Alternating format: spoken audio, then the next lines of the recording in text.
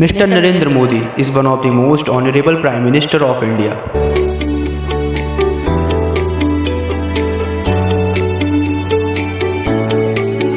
नरेंद्र मोदी एक ऐसे prime minister जिनकी वजह से आज इंडिया की इकोनॉमी वर्ल्ड की थर्ड लार्जेस्ट इकोनॉमी बन चुकी है। 2023 भी खत्म होने ही वाला है और मोदी जी को 9 साल कंप्लीट हो चुके हैं as a PM of India. तो इन सालों में मोदी जी की वजह से भारत के अंदर कैसे कैसे चेंजेस आए, कौन कौन सी पॉलिसीज लाई गई जिनकी वजह से आज भारत पहले से कई ज्यादा बेहतर है और भी ज्यादा पावरफुल भी है। Number 1 GST goods and service tax, जिसको 2017 में इंट्रोड्यूस कराया जाता है और 2017 के पहले भारत के अंदर डिफरेंट तरीके के इनडायरेक्ट टैक्सेस थे। एग्जांपल में जैसे excise duty, service tax, value added tax और भी बहुत सारे टैक्स थे। तो ये सारे टैक्सेस सेंट्रल लेवल पे अलग और स्टेट लेवल पे अलग थे। So you can imagine guys कि पहले कितना ज्यादा बवाल था एक टैक्स को पे करने के लिए। But after the introduction of GST in सभी टैक्सेस को हटा के केवल भारत के अंदर एक ही टैक्स को रखा गया और वो है जीएसटी यानी कि goods and service tax.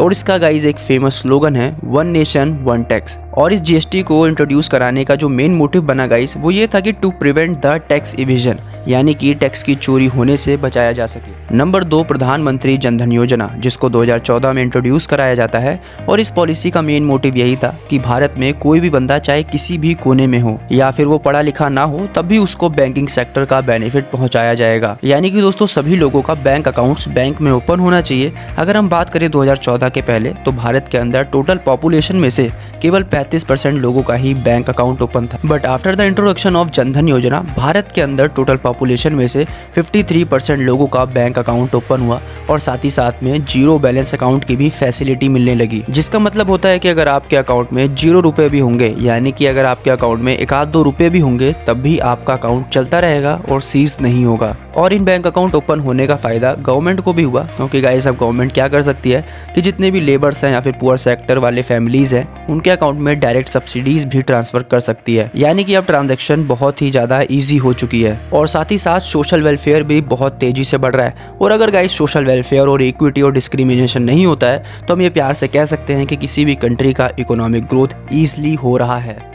Number 3 make in India program, जिसको 2014 में इंट्रोड्यूस कराया जाता है with the aim of convert Indian economy into global manufacturing hub. इस प्रोग्राम की वजह से बाहर की फॉरेन कंपनीज अब डायरेक्ट इंडियन कंपनीज में इन्वेस्ट कर सकती है, जिससे कि भारत के पास ढेर सारा फॉरेन रिजर्व हो जाएगा। और यहाँ पर दोस्तों सबसे बड़ी बात कि एम्प्लॉयमेंट भी जनरेट हुआ। जैसे जैसे इंडस्ट्रियल सेक्टर आगे बढ़ता गया मेक इन इंडिया प्रोग्राम के अंडर में वैसे ही वैसे एम्प्लॉयज की जरूरत पड़ने लगी और अनएम्प्लॉयमेंट जैसी बीमारी भी जड़ से धीरे धीरे खत्म होने लगी। इस मेक इन इंडिया प्रोग्राम ने सबसे ज्यादा इंडस्ट्रियल सेक्टर्स को आगे बढ़ाया।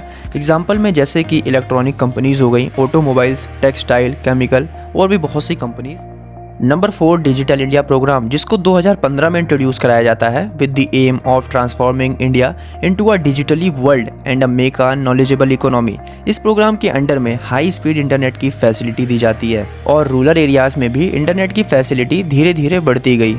और दोस्तों टेक्नोलॉजी का यूज करते करते गवर्नमेंट की सर्विसेज पब्लिक सेक्टर में धीरे धीरे इंक्रीज हुई और जितने भी पेपर वर्क वाले काम थे उन सभी को कम किया गया या फिर हम कह सकते हैं कि उन सभी को हटाया गया और वही सारे पेपर वर्क वाले काम अब डिजिटली परफॉर्म किए जा रहे हैं। नंबर 5 डिमोनेटाइजेशन, जिसको 2016 में इंट्रोड्यूस कराया जाता है और इसका मेन मोटिव था गाइस कि ब्लैक मनी को कम करना, करप्शन को हटवा देना और भारत को एक डिजिटल इकोनॉमी बनाना, जिसके अंदर में गाइस 500 और 1000 नोटों को बैन कर दिया गया और करीबन 600 करोड़ रुपए को as a black money government जब्त करती है। सो गाइस डिमोनेटाइजेशन एक बहुत बड़ा डिसीजन था जिसको नरेंद्र मोदी ने 2016 में लिया और भारत जैसे देश को एज अ करप्ट कंट्री बनाने का ट्राई किया। तो दोस्तों वैसे देखा जाए तो नरेंद्र मोदी ने 2014 से लेकर 2023 तक बहुत सारी पॉलिसीज लॉन्च करी और बहुत सारी पॉलिसीज का बहुत सारा इम्पैक्ट भी भारत की इकोनॉमी पे पड़ा। बट उन सभी पॉलिसीज में से ये 4 से 5 पॉलिसीज गाइस बहुत ही ज्यादा इंपॉर्टेंट थी जिसने भारत जैसे देश को इंडस्ट्रियल सेक्टर में आगे बढ़ाया, एक डिजिटल के फॉर्म में भी लाया गया और बैंकिंग सेक्टर का भी हर एक बंदे को बेनिफिट पहुंचा।